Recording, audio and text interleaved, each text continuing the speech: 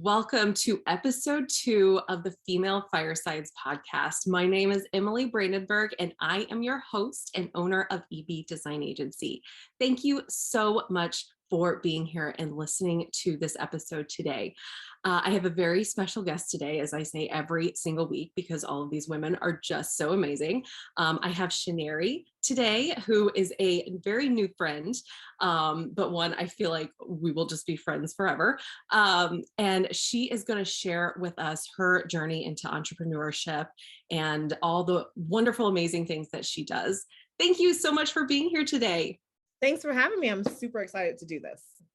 So much fun. So obviously we are like brand new friends. So I've just kind of, been introduced into your world a little bit. But kind of before we get started, I usually do 3 kind of fun icebreaker questions if you're down. Yeah, absolutely. Let's do it. Okay. So the first one I usually ask is, how long would you last in a zombie apocalypse? Oh, that's a good one. I like my chances.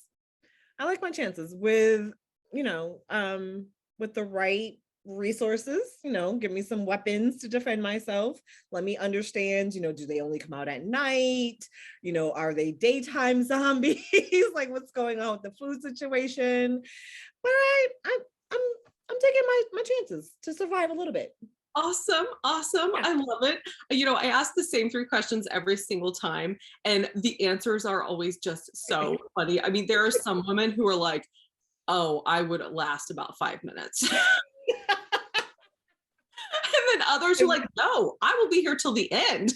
Right. I will have to credit my ex-boyfriends for sort of preparing me mentally for these things.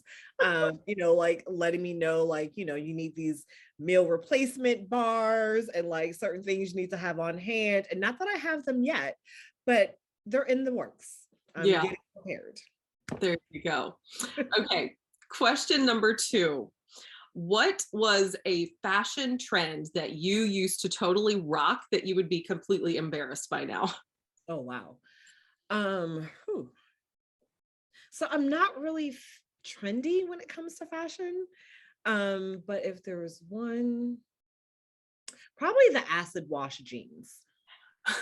We all wore them, and I know they're trying to make a comeback, and I'm like, absolutely no. Never again. Not doing it. Nope. I survived the 80s. We're not doing that shit again. Sorry. Oh my gosh, I love it. Okay, last question. Who was your like adolescent actor or actress crush? Blair Underwood. Okay. Blair Underwood when he was on LA Law. So much so that I decided to be a lawyer from watching that show, and mostly because of Blair. I was like, oh, if I'm a lawyer, I can meet someone like him. Oh my God. Oh, that's so good. That's how my interest in law began. Oh, that is so funny. I love it. Well, so if Blair ever sees this interview. Well, thank you so much for playing along with those. They're always so much fun to ask. Okay, so let's just dive right in. I would love to know, what your business is about, but like why you started your business, kind of where that came from, how long you've been in business, all of the good, juicy stuff. Okay, so it's interesting. I never anticipated being an entrepreneur. Oh, wow. Actually, quite the opposite. So I remember telling, friends and my ex-boyfriend, I'm a worker bee. I have no desire to want to create my own income. And that was how I felt for a very long time. And so I was a corporate person. I was a project manager for financial banks on Wall Street. I lived in New York City at the time. And I'd gotten to a point in my career that I was just uninterested in what we were doing, and it wasn't fulfilling, right? It wasn't fulfilling on like a personal level. Yeah. I realized that all the work that I was doing was really just kind of making rich people already more rich. And it wasn't helping the people that I really wanted to help. And some of the decisions that the bank would make, I was like, but that's not customer friendly. Like, not everybody has thousands of dollars who sit in the bank. Some people are living paycheck to paycheck, and like, can't we be nicer? And, I was always a lone voice in that room, like advocating for, can we keep Spanish statements? Because a lot of people don't speak English. And I understand there's a cost associated, but it's a nice thing to do so people can understand their legal document, which is what a statement is. And so I just realized like, there's got to be a better way for me to use my skills, right? And at the time when I originally started working in corporate, I always wanted to go to law school. That had always been the plan. I was a political science major in college, moved to New York City right after college with the idea that I was going to eventually go to law school. So when I turned 30, I took the LSAT, and no idea what happened, but I literally walked out of the testing room and a voice in my head said, "And we're not going to law school." And I was just like, what? And it was like, yeah, you don't really want to be a lawyer. You just want to go to law school, because I'm a nerd, right? I love education. I love to keep learning. And law was very interesting. Yeah. And I had to get honest with myself, like, you live in New York City, you're not leaving. I had just gotten there, not long ago, and I wasn't prepared to leave. And like, the law schools in New York City are not cheap. Yeah. I was like, are you really about to take on like another $80,000 to $100,000 in debt for a degree that you're not going to use because you don't really want to be a lawyer? And it was like, no, I'm not going to do that. And so that was the end of going to law school. So then it was like, okay, well, now you're 30. What are you going to do with yourself? And, I started to study for the GMAT. So I was like, oh, well, then I'll just go get my master's in something, and I'll be GMAT is for business school. Everybody was going to business school. So I was like, well, maybe I'll do that. Yeah. I was studying for the GMAT and was like, no, don't want to do that. Then I decided, well, maybe I'll be a professor, right? Because I love to teach. I love education. I love academia. So started studying for the GRE and was like, nope, that didn't feel right either. Yeah. And around that time, I started to get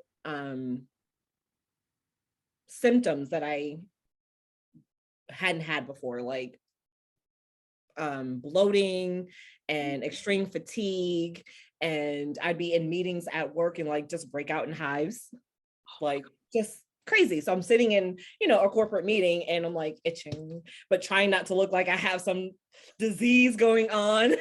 I'm like, what is going on? And then as the years went by, it just got worse and worse. And so then I started working from home, and I was so confused about my career that I ended up hiring a Tony Robbins coach to help me figure out what I wanted to do with my life.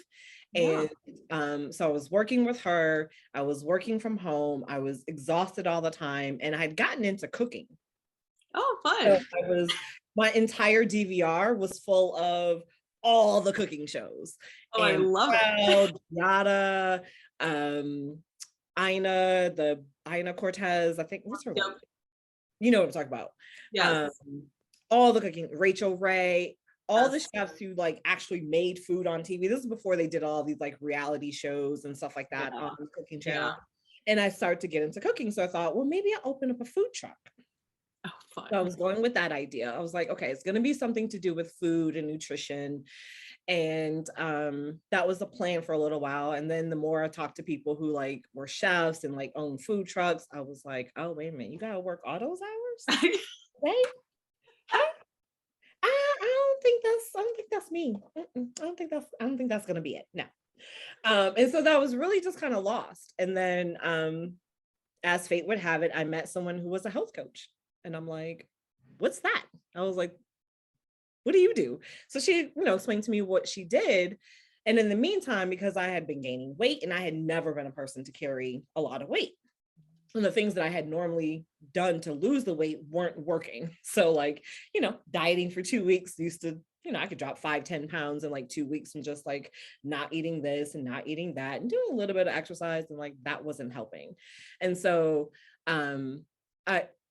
by that time I was like working out like crazy, and I was trying all these different diets and like taking tons of supplements to like have energy, because I was just exhausted all of the time. And my doctors kept saying, everything is fine. We don't know what's going on. Everything is fine. Your thyroid is fine. This is fine. That is normal. And I'm like, but I'm exhausted. And I was having hot flashes at like 33. Wow. That's not normal, right? Yeah. So eventually I joined the Institute for Integrative Nutrition, because I figured whatever was going on with me, food is probably part of the solution. And I just, didn't really know how to eat healthy. And they also had a component of the program where they would teach you how to build a health coaching business. And I still wasn't interested in becoming a health coach. I was like, I'm just going to go learn what I need to learn so that I can get better. And then, maybe share some information with my family, my friends, or whatever. Sure. So it was a year-long program. 6 months into the program, my job, I was still working at the bank at the time, and we were working on like a $3 billion project. And they had decided they wanted to escalate the timeline for this project. And to do so, they were going to start requiring us to travel back and forth to like Singapore or to Jacksonville. Wow. Where there would be like 2 weeks of these all day on-site meetings with managers walking around and micromanaging everything you do. And I was like, yeah, I'm going to start this health coaching business because I need out of here. I'm not doing this. Yeah. And so that was like December 2015. Okay. And by January, I had hired a business coach. So the woman that had introduced me into health coaching, I called her and was like, do you mentor new coaches, like how to start? And she was like, yeah. She was like, I've had a couple of people reach out to me. So yeah, if you want to get started. And I was like, yes, please. Like, as soon as possible. And that's kind of how I started my coaching business. Oh my gosh, that's so amazing. I'm like I'm hearing your story and I'm like, oh my gosh, because I like you and I have had such similar paths. Like I also worked in the corporate world, and I started having symptoms. Like there are times I would speak to a certain person and I would break out in hives. I would get all, and I'm like, what is happening? It was so embarrassing. Like Right. I would see splotches, these big red splotches all over, and people would be like, are you okay? And I'm just like, don't look at me. Right. Exactly. I was lucky I never got them on my face, but they would be on my arms, on my torso, on my legs. I don't know why they never popped out on my face, but thank God they didn't. But yeah, so it was kind of worse because no one could see them. And so you're like scratching all the time, and they don't know why you're scratching all the time because they don't see anything. And I'm like, Right. I don't know what happened. I don't know where they came from. And they just like went away eventually. Yeah. Isn't it wild how our bodies will have a physical reaction when we are like going down the wrong path, when we are not doing what our true purpose is? Like it is so unreal to me. And it's like sometimes, we like the same with you, you were having all these symptoms and these signs, you were this massively exhausted all the time. But it's like you didn't know, you knew something needed to change, but you didn't know what yet, but you started exploring it. Yep. I just literally, I like to say, like, I just follow the breadcrumbs, right? And that's sort of how I've done most. Like, I decided to go to college in Atlanta literally on a whim. I woke up one morning, I was, from Syracuse, New York. It's always cold and snowy and, gray. And I had all of my applications back in the day when you had paper applications that you had to mail in like these big old packets.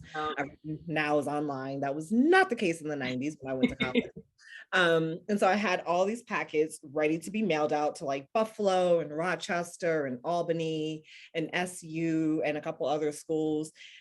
And I did have like 2 schools in Atlanta that I was going to apply to. And I woke up one morning and like the forecast was like, 3 feet of snow, and it was going to be like -20 with the wind chill factor. And I literally threw them all in the garbage, except for the 2 that for the schools in Atlanta. And I went downstairs and told my parents, well, I'm applying to 2 schools. They're both in Atlanta. If I don't get in, I don't know what to tell you. And they were like, what the hell is going on? I was like, I'm not doing this weather. done, not doing it. It was literally just a whim. Even moving to New York City after college, I had planned to move to DC because one of my best friends had moved to Washington, DC. So I was like, I graduate in a couple months, I'll be there like a month after I graduate. In the meantime, one of my other friends called me who was living in New York City. She was living in Brooklyn. And she goes, the apartment upstairs from me is about to be empty in another week or two. I already spoke to the landlord. I already negotiated your rent. You're all good. You can move in anytime after September 1st. And I'm like, what are you talking about? I'm not moving to New York City. Like, it seems so crazy. I'm like, I'm not moving to New York City, I'm moving to DC. And we like talked for like 10 minutes. And finally she said to me, come on, Chinyere, DC or New York City? And I was like, okay, you're right. I'm moving to New York City. And like, I made the decision in 15 minutes. And then I called my mom and my dad always and was like, so I'm going to move to New York City. I have an apartment. I don't have a job yet. Have an apartment. And I need $1,500 for my security deposit and my first month's rent. Y'all got that? And they were like, what? What are you talking about? Oh my gosh. And that's how I ended up in New York City. I think that speaks volumes about you though, because you listen to your intuition and you listen to that inner knowing, because I feel like so many times we stifle that. Right. The things that we desire, the things that we want to go after, we talk ourselves out of it. Women are masters of like talking ourselves out of things. 100%. So I think that's so amazing that, you were just like, no, I'm going for it. And just to be open enough to entertain those kinds of ideas. Because imagine what would have happened if you didn't move to. I can't even imagine. I really can't. Yeah, I mean, so much of my growing up was in New York City. I can't imagine what that would be like, what those years would have been like in some other place. I'm sure they would have been fine. Yeah. But yeah, I mean, living in New York City I can't even say it was a dream come true because I hadn't really ever dreamed of living there. But it was a great experience that I would not trade for anything. I don't want to live back there. That's for sure. I'm over it at this point. But I'm glad I had that experience. And it's funny, I didn't even recognize it at the time as me listening to my intuition. It was just, yeah, I want to do that. I'm going to do it.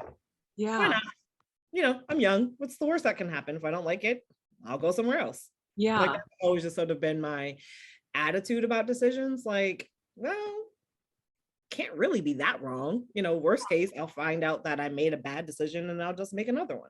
Yeah. Oh, I love that. Like, it's such a like simplistic like theory behind that. It's like, okay, so you make this decision, doesn't work out. Okay. Oh, well, you make another decision. Like that's, yeah, no, I love that. Yeah. I mean, and I get that, I don't have kids, not married. So I didn't have, other people to consider in my decision making. Yeah. But honestly, even if I did have a kid, guess what? We're leaving in a couple months. I might have to stick it out to the end of the school year or whatever, but mama's not going to be where she's not happy. Yeah. That's fair. So, I mean, yeah, I would have just, even with a kid, I would have been like, well, this didn't work out. Let's go somewhere else. Yeah. No, I know, I have a lot of mom friends. I am also not a mom, but I know a lot who are always like, oh, we can't do that because of the kids or XYZ. But then I know a lot of moms who are like, no, actually, we're doing it. I know digital nomads who are parents and they're like, oh yeah, we just take our kids with us. Like, it's great. Right. Military people do it all the time. Military wives with kids do it all the time. And maybe that's where it comes from because my grandfather was an Air Force person. So my mom lived all over the place. Okay. So, she would have been totally supportive. Like, yeah, go. Yeah. You and the kid, go, wherever you want to go. Cause that's how she lived and she loved it. So yeah, I've always just kind of like, whatever feels good. And now I recognize it's intuition. And now I actually make decisions from that place. Whereas before it was just sort of on a whim. Yeah. But now it's like, if I get invited to go out to brunch, I'm like, what does my body say about that? Yeah, it's feeling like a no. I love that. Can you imagine how much more taken care of we would feel if that was what we asked ourselves to everything? Everything. How does my body feel about this? Mm-hmm. even something as small as like, you know, having a phone call with a friend or picking up the phone to call a friend or something, like even something as small as that. Yep. How would that change our world if we started off by asking ourselves that question?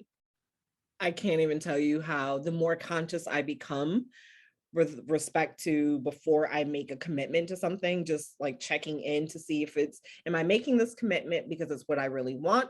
Or am I doing it because someone expects me to, or somebody, or because I want to be seen as being nice, or, like just sort of going through the list of like, is this what I really want? Does this Yeah. really serve me in some kind of way? Or am I trying to, fulfill some other role that really isn't mine?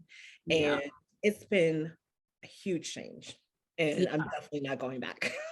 I love that. Going back. I mean, and it, you know, I was just talking to my partner about this morning, and like, I come from a long line of family obligations. And, you know, doesn't matter what you want, your needs don't matter, particularly if you're a woman. What matters is doing what XYZ wants you to do because that's what you do in this Right. family, kind of a thing. Yep. And I was thinking about my mom because she was like, she passed away in 2017 to breast cancer. Mm. And her whole life, like she was only 65 when she died, and her whole life was all about living for other people. And she never got a chance to live for herself. Right. Like that will never be me. Right. It may come across as selfish, but I'm okay with that. Totally okay with that. It's like, yeah, I just can't live my life for other people because like I have like I answer to myself, you know, and if I'm not making myself happy because I'm the only one responsible for my happiness, Absolutely. I've got to put that first. I can't deny myself the things I want to do or what I want to achieve in life just to make somebody else happy. What kind of a life is that? Not a good one. Not one that's filled with joy and peace. I can tell you that for sure. I mean, I was a massive people pleaser for a really long time, especially in my, relationships. And in the family, I'm the oldest. I have a younger sister. And so there's this, idea that I'm the responsible one. I had all these roles that I played in the family. I'm the responsible one. I'm, the solid one, the stable one, the reliable one. And so going out on this entrepreneurial leg where, money wasn't as consistent. I had made more money in my career than both my parents had made in their career. Sure. And so like, whenever something came up, I was always there to help out, chip in, whatever. And then when I became an entrepreneur, it was like, yeah, no, I don't have money like I used to right now. I'm working on it, but it's not here yet. And, it was a bit of a shift for the family to be like, oh, yeah, we can't ask her right now. No, you can't. You guys have to figure that out for yourself. But it did give me the space to your point, put me first, put what I wanted to do first. And, them figure out their own stuff in a lot of ways. Yeah. It's been great. Yeah. Yeah. No, that's amazing. So, okay. So you said you left your job, was it 2016? So I started my health coaching business in 2015. I was still working, and by December 2016, the project that I was working on for the bank was finally over. And they were doing layoffs. And you have the opportunity to look for another position inside the bank. And I had decided that I wasn't going to look for another position, that I was going to take my layoff package and focus on my business full time.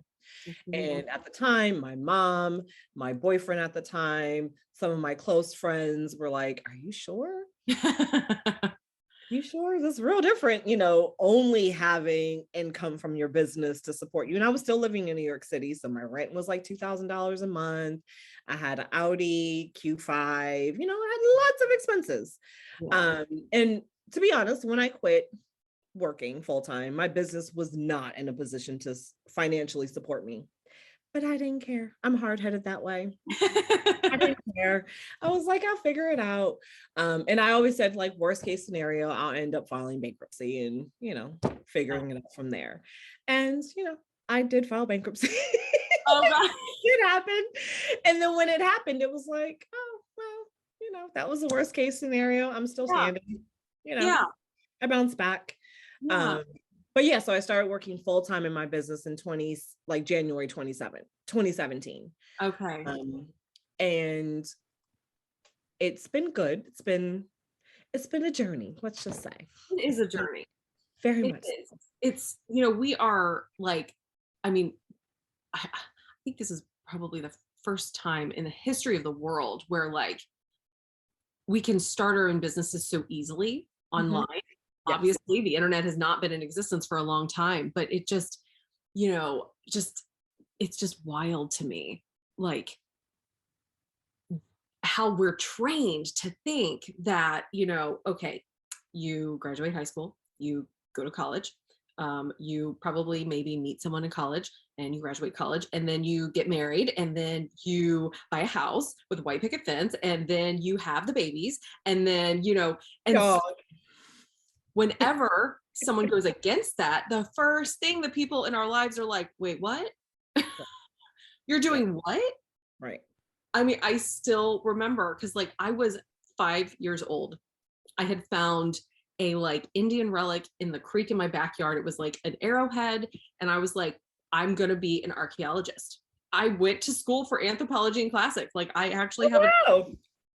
and I work a lot in the antiques world. So like I feel like I still have dipped my toes in history a little bit. But Nice. like I remember telling my family that I wanted to be an archaeologist, and growing up, that's all I ever wanted to be. I mean, like a little girl in the 80s saying Right. that, you know what I mean? And Yeah. literally all of the women, because I was the first career woman in the history of my family.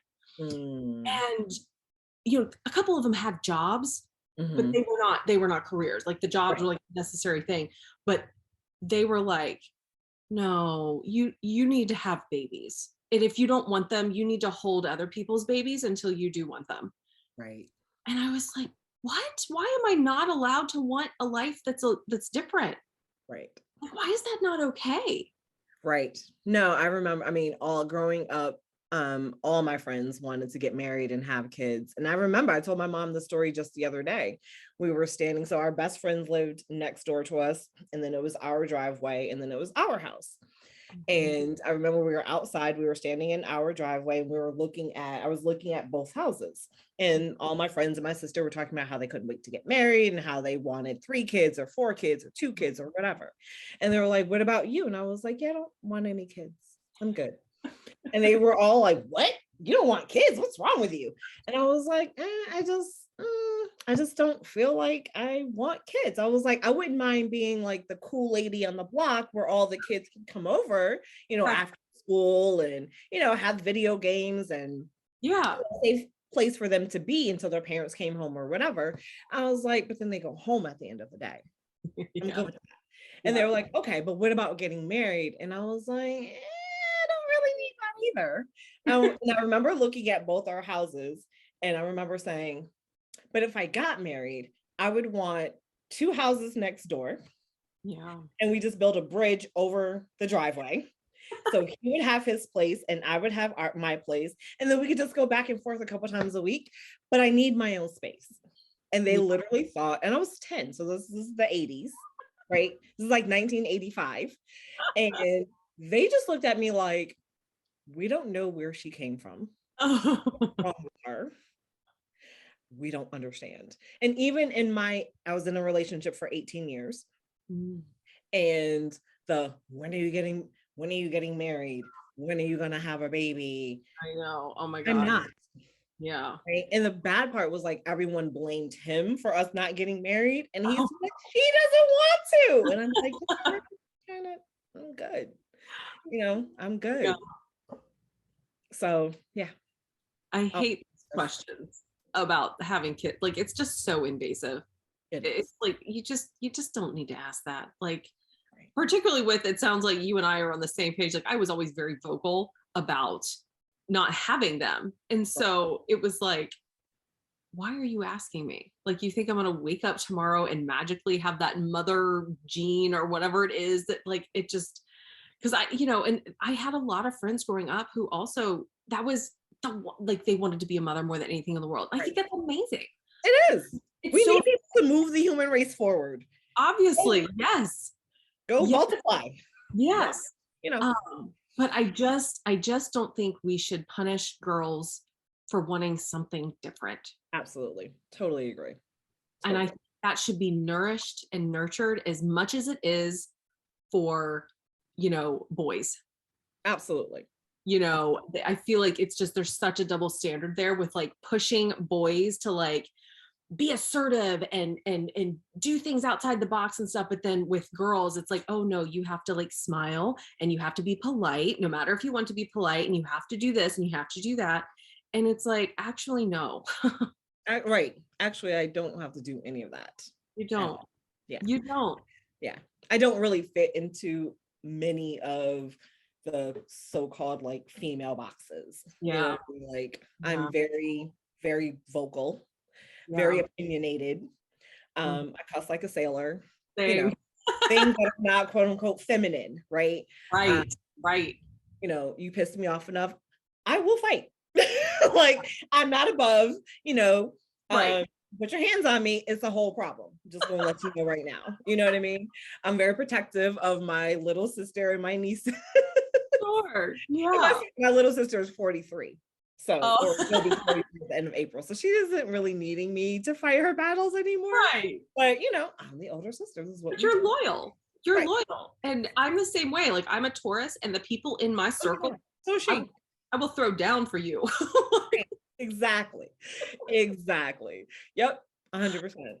Hmm. So yeah, I've never really fit the mold, just moving around, from Atlanta to New York, back here, I've traveled all over the place, traveled by myself, went on vacations by myself. No one understood, like, why do you want to go to a tropical island by yourself?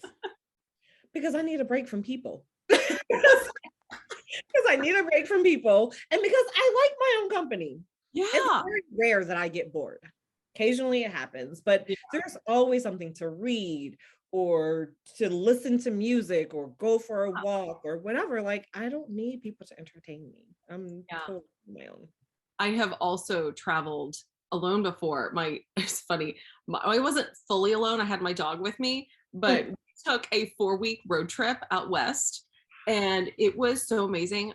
My mother, we had such a strange, weird, odd relationship. Like, love her. I absolutely loved her dearly, of course, but she did not agree with anything that I ever did. Didn't understand why I couldn't be more like so and so's kid. Why are you always having to do these things? So I was actually married at the time. I'm divorced now, and I was like, I worked for a school district at the time. I was the technology support manager for a school district, and I was like, yeah, I'm taking off this summer when I have all this free time. My husband could not get off work at the time, and I was like, love ya, but I'm heading out west for a Right. month. I visited some family out there and stuff, but like my mom was so upset with me for leaving. How dare you abandon your husband? How will he survive? Like, he is a grown ass man. Right. I'm like, he's a grown ass man. What?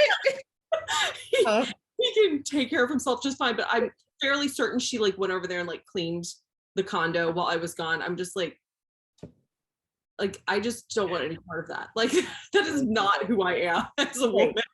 No, I'm all about, even when I was working from home in Brooklyn, I had a house cleaner.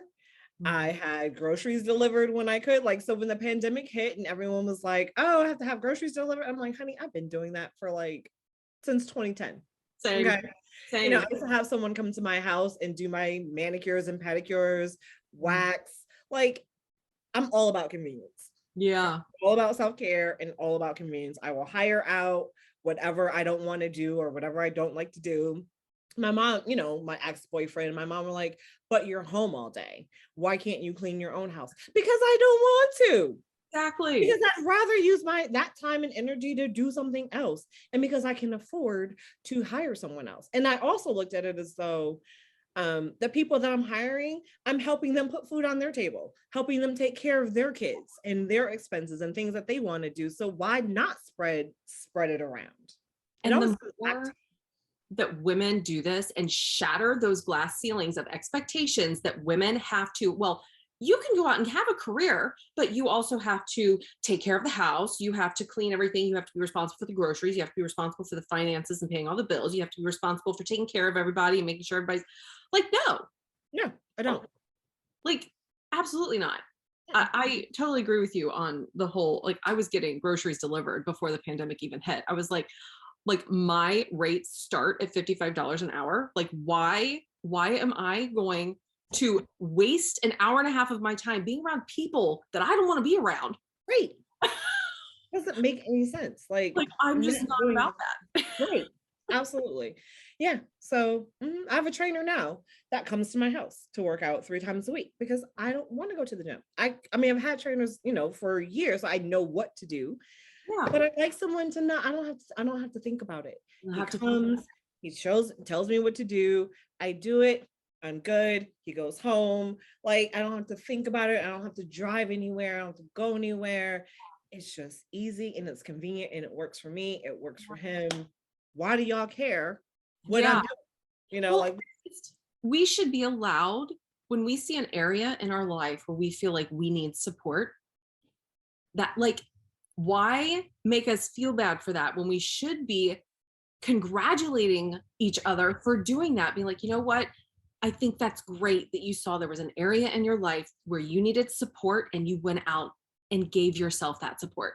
I think absolutely. that is the most beautiful thing any woman can ever do for themselves, whether they are a business owner or not. Right. Seeing that you need an area somewhere in your life where you need some extra support because you're feeling a certain way about it, don't ever, ever feel bad for going out and getting that support. Absolutely. I 100%. I have like the past few years, I have invested in my business in different ways. And this year, I feel like we are all born with like money blocks. And I had some Oh, some of course. doozies. And I always would I mean, it was so bad that like I would remember thinking, and it's so laughable, but I would finish a jar of spices, like saffron or something, maybe one of the more expensive ones, and I would be like, oh my God, as soon as that's out, I won't be able to afford another one. And it's like, it's a jar of spice. You Right. got Right. and so I've started this year. I'm like, you know what? I'm going to start supporting myself where I need the support, and I'm going to see how that changes my life. And I joined Kara Alwell's Iconic, which is Mhm. where we Love met. it. I Yep. joined that. I'm in a business mastermind. And I have just started giving myself support in the areas that I've needed. I Absolutely. feel so uplifted at all times. It's amazing. It is amazing. So for the first 6 years of my coaching business, I did all the social media myself. Mm. And I didn't know that it was okay to repurpose content. So I basically created new content I know. every day for like 6 years. And by the time the pandemic hit in 2020 and like business kind of dried up because people weren't sure about if they were going to have a job or, one person in the families got laid off or got fired or whatever. And so I was burnt out mentally, Uh-huh. emotionally from just what to post today, what to write today, what Yeah. live stream to do. And I was just like, you know what? I'm going to take this as an opportunity to take a break. Yeah. Business on the side. So I kind of like put the coaching business on the side.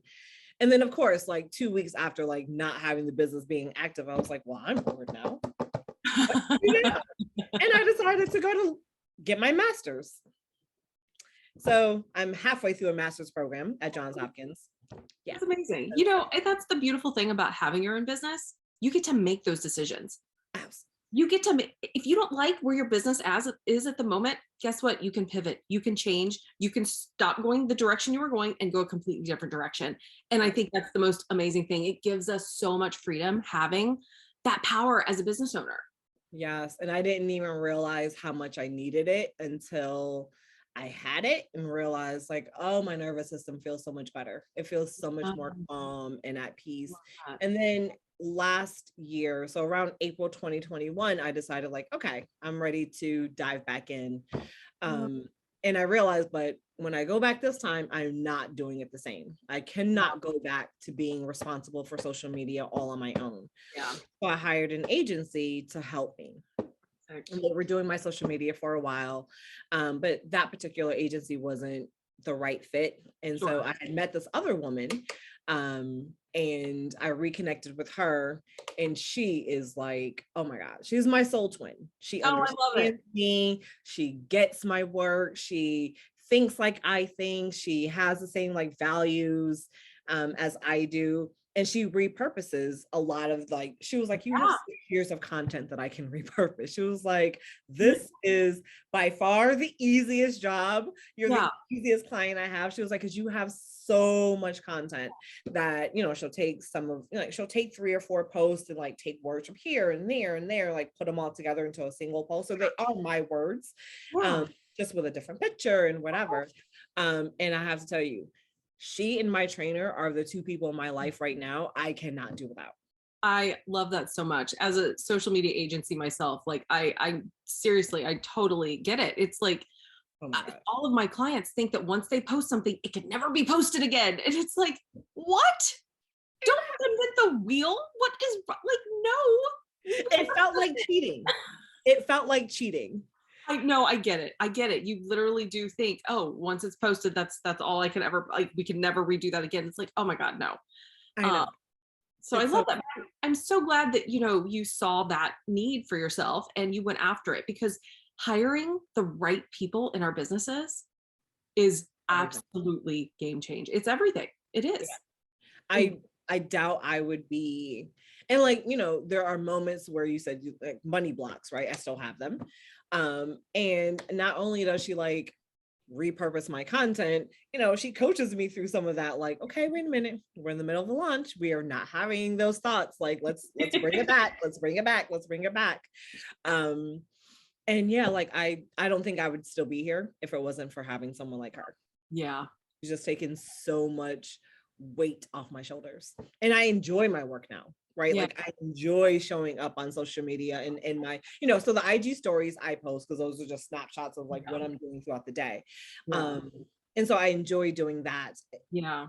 I enjoy when I do a workshop or a live stream or whatever, a video. It's fun. It's a whole new set of energy because I don't have to worry about all the other things. Yeah. It's so much more freeing. Yeah, no, I love that, because it does, like, when we have the right people in our life, the right support in our businesses, it makes space for us to enjoy our business again. Because Right. at some point during your business, you're going to feel burnt out. And as women, we feel this such guilt and shame that we have to do it all. And if we don't do it all ourselves, we're cheating. And that's just so wrong. Like, it is okay to ask for help. Please ask for help. So many small businesses fail. And I feel like with women, a lot of that reason is because they don't get the support that they need. Right. 100%. And like to have like a community or some kind of support, you know, if you don't have a huge budget for it, start small. There are so many free Facebook groups out there to join and connect with other people, you know, and it's like, it is just, you know, anyone listening to this or watching this YouTube video right now, if you need support in any area of your life, find it. You are allowed. This is your permission. You are allowed to ask for help. Get that support. It will change your life. It will. And it allows you, so like the content manager I have, she's like, your job is to stay in your highest vibration. Yes. So yes. Let me take care of everything else. Yeah. You focus on your clients. You focus on creating, you know, being creative. So creating your new programs or your new whatever. I'm, you know, writing a book and I have all these other little projects going on. She was like, you need energy for those. You need, you know, to be at a certain vibration, and you're not going to be there if you're worried about, when am I going to post today? You know, responding to all the comments and posting the Facebook groups. And like, yeah, she was like, your job is just to be you and to show up being your best self. And if I can take all that other stuff off your plate so that you can do that, so you have time to wake up in the morning and spend an hour meditating and spend a half an hour journaling and then working out and making a nice breakfast and like getting into the vibration where you need to be, so that when you show up for your clients, when you show up to do a live stream, when you do post to your stories or whatever, like you're in that vibe that you need to be in to call in the people that you want to work with. And yeah, it is worth every dollar that I pay her every month. It is, you know how you have bills that you have to pay every month, and some of them you're like, I don't like paying that bill. Yeah. I know this is necessary, but I don't like that one. When I go to pay her, I'm like, yes, I get to pay Vicky today. Like, yes, Oh my God. her services. I love that. Okay, as we finish up this episode, what would be, to any woman who's listening to this right now, what would be your, piece of advice for them if they are wanting to get started with their business? What would you tell them?